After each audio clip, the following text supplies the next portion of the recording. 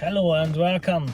In this clip, we are going to discuss the concept of the Fermi Paradox.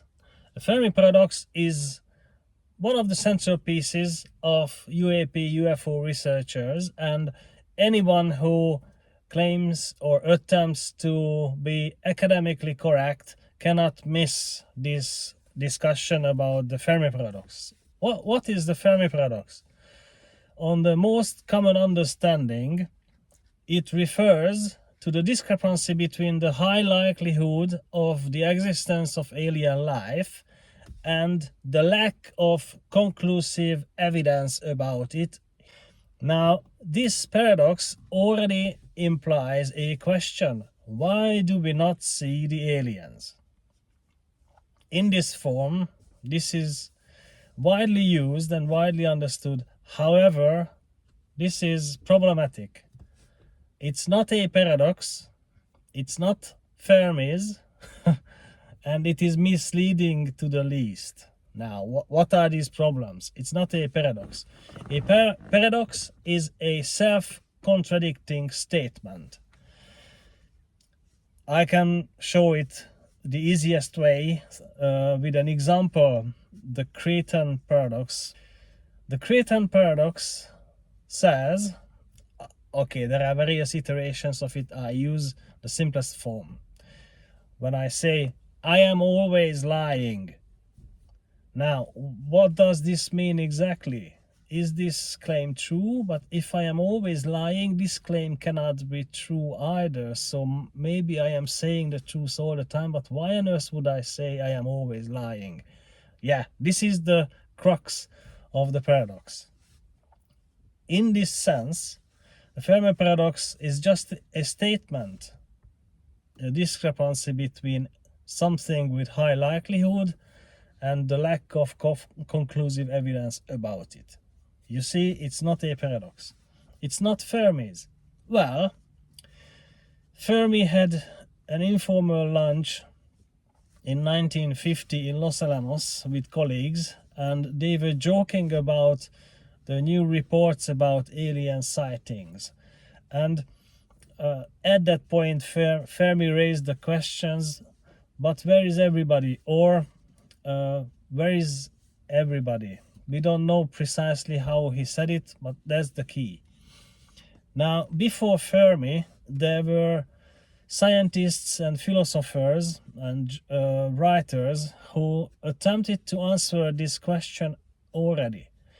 In the 17th century, there was a French philosopher, Bernard Le Bovier de Fontenelle, who used the Copernican principle and said that, well, probably all the other alien species are living in circumstances similar to the ones on Earth. Therefore, they could not have reached the advanced technological development which would allow them to travel to Earth. Jules Verne, in his books Around the Moon and Journey to the Moon, he already discussed a similar view, in which he argued that if they don't see them, they just don't exist, because if they had existed, they could have already reached us when we reached Moon. Now, in the 1930s, there was a more subtle way to explain why we did not see aliens at that stage, and this description was offered by Russian rocket scientist Konstantin Tsiolkovsky. And he argued that probably humanity was just not yet mature enough so that aliens would contact us. Now, after Fermi, the concept was established by the late 1970s. First, it was in August 1963 when television presenter Carl Sagan mentioned that Fermi had a question, and he argued that Fermi said, "Where are they?" instead of "Where is everybody?" That's not the point. Sagan also argued that Fermi asked this question during the Second World War, which was actually not incorrect. After Sagan, it was in the 1970s when a British scholar, David Stevenson, published an article in 1977, March 1977, and it was this article which coined the term in this form, Fermi Paradox. And Stevenson used the argument by Michael Hart, who published his paper in 1975, and Hart simply just said, if you don't see them, they don't exist.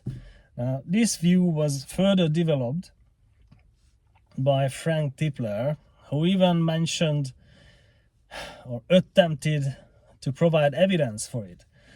At that time, scientists believed that robots could manufacture themselves. They can self-replicate using other planets' resources, and with light speed travel, it would be about 50 million years that would take to colonize the whole galaxy of the Milky Way.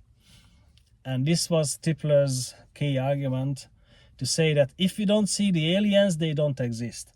Now, you see that by the late 1970s, that was when the Fermi Paradox as a concept was established and defined. But it's actually really misleading, and we arrived at the third problem. Because in this form, how we understand it today contradicts what Fermi argued. Fermi believed that aliens did exist, and according to witness testimonies, Herbert York, Edward Teller, and Emil Konopinski, they said that Fermi did believe the aliens existed, but he was questioning the feasibility of interstellar travel. Meanwhile, Tipler and colleagues, Stevenson, Hart, they argue that interstellar travel is possible, and they conclude that aliens don't exist. Now, why did this happen? This is where it gets a bit more exciting. We have to use the parallel historical events to understand what might have been going on. In August 1963, Carl Sagan publishes a paper that argues that aliens likely don't exist. Why and whose interest was it to publish this? Right, here we use Stephen Greer's argument, who says that Carl Sagan was actually a CIA asset. The CIA found some irregularities in his PhD thesis, and they blackmailed him, and Sagan was used for the CIA's purposes. We don't know, there is no hard evidence about it. However, when we see one picture about Sagan, we see that something is off. This man is not genuine. It seems the real man is just hiding behind a mask. Now, in June 1963, Kennedy fired the director of the CIA. He gave him 6 months' notice. And in his dismission mail or memo, Kennedy asked the director, Alan Dulles, to provide him with all the information regarding UFO research. Kennedy did not name it as UFO research. He named it, as the official name was, Cold War Psychological Operation. However, in Dulles' response, we find out that actually the Cold War Psychological Operation as a concept referred to the UFO research. Dulles responded in November 1963. Now, Kennedy was assassinated on 22nd of November 1963. After Dulles was fired, it's highly likely that the CIA started the preparations for the assassination. In Michael Salla's works, it is clear that it was the MJ-12 group led by Alan Dulles that was the most interested in eliminating the threat, Kennedy. So, August 1963, it was relevant, so the CIA could point to a scientific paper that argued that aliens didn't exist. Okay, moving on to 1977, 1975. In 1975, the Search for Extraterrestrial Intelligence was established, SETI. And after its establishment, for the CIA it was relevant to argue that aliens don't exist, so Michael Hart publishes a paper. 1977, March 1977, what happened then? In January, a new American president was elected, Jimmy Carter, who promised in his campaign that he would release all the UFO files. Now, he didn't really release much, but there was also a danger, because his counterpart, Gerald Ford, was a prominent figure of the UFO research. He was the first congressman in the United States who could establish a congressional hearing about UFOs, because in Michigan, where he was a senator, there were many UFO sightings and Ford wanted answers. So Ford and Carter were both loose cannons, and the then CIA director, Senior George Bush, by March it was easy to publish a paper coining the term Fermi Paradox, and by April there was already a scientific conference organized around the topic. And 1981, Frank Tipler published his paper, and that paper was used by US Congress to temporarily shut down the funding of SETI. There is something else though.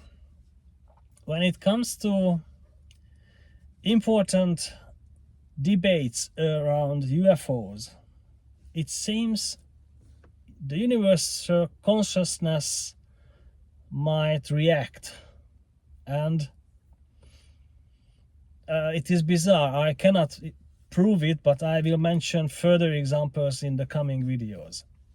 March 1977, the Fermi Paradox as a concept is coined. It's defined. There are conferences already to defy the existence of alien life. And what happens in August 1977? One of the members of the SETI research universities, the Ohio State University, intercepts a 72 seconds long signal. This was the wow signal. SETI was then a network of radio telescopes, and they intercept a radio signal. It seems the aliens also knew that we would be able to capture radio signals, and they made it clear that it could not have been natural phenomena, because 72 seconds of a radio signal, well, it's highly unlikely that it's just natural. I will mention further examples in the next video. I hope you understand why I feel it is problematic to talk about the Fermi Paradox as a whole, and why to address it at all in UFO research, but you get the picture, I hope. And yes, thank you for watching, and see you in the next video.